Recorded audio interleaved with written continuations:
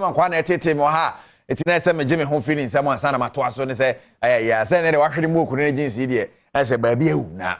I mean o me ko Zimbabwe ma twamu ansa ma be wi Ghana na Zimbabwe na papa e wadi 51 years 51 years our team ne yo no ankasa dia na all fa coach o ka che coach ne se team ne me na me dia me na me striker ope I am the striker to no and the striker team ne bad boy enso bobi match bi ese ne bad boy ne so bo the papa 51 wadi wono na strike wan sha agi se waka che o se ma bre yi mi firim san wagi na firim ti che chairman enya sam keto akura hey we the oldest player I was in Zimbabwe league ni mu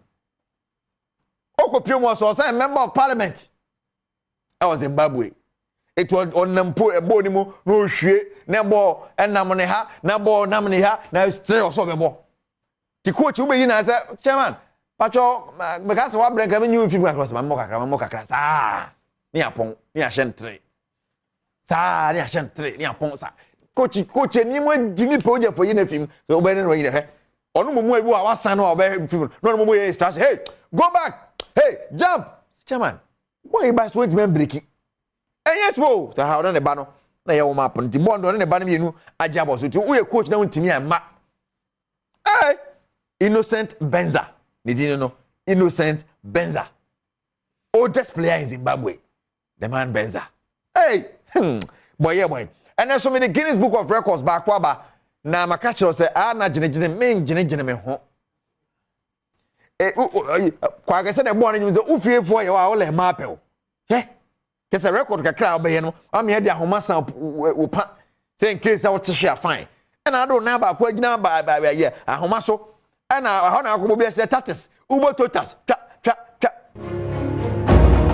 no say nyese kekekra na usan ko gina ahomaso amana gina so nu say ubewu timi gina ubo totas wona gina mo sa wante tuwe kunkro akọ ni Yakobon bisa say chairman ahabo ko na onam den na uye ba ntem so say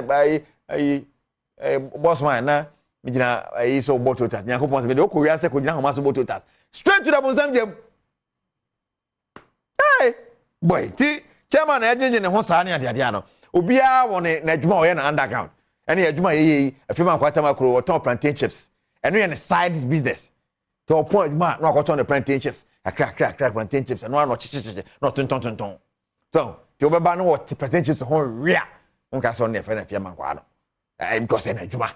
o ton fufu no da fufu no ko di ampesi da bi fufu na bi na bi twama o twa to nkwan nim na wudi nti branti o sina kan edema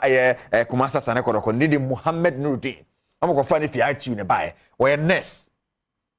to ko pane kakra na be ba team ne mo be 5 games abo age man of the match mienu ya o tagi na chiro kotoko anu tagi ade aboneti o twa be twa so asibi wo zei oni bo we nurse a chese wo ko pane kakra no ba mande odumye ti nurse man se so ba be kroko ne pane na ya but obe krokro kama ne ade obi anu asan ba ha to ko night shift ya no abesin ko training ni ade anto combine that is beautiful anya sam keto akrati enye easy say wo Ghana na be saba Nuruddin Muhammad so well kudos to Muhammad Nuruddin mama nyemo enfama madam plantain chips fema kwatama klo na onfa de yakanto asoma keji wana kasani Erika Siedu Bweri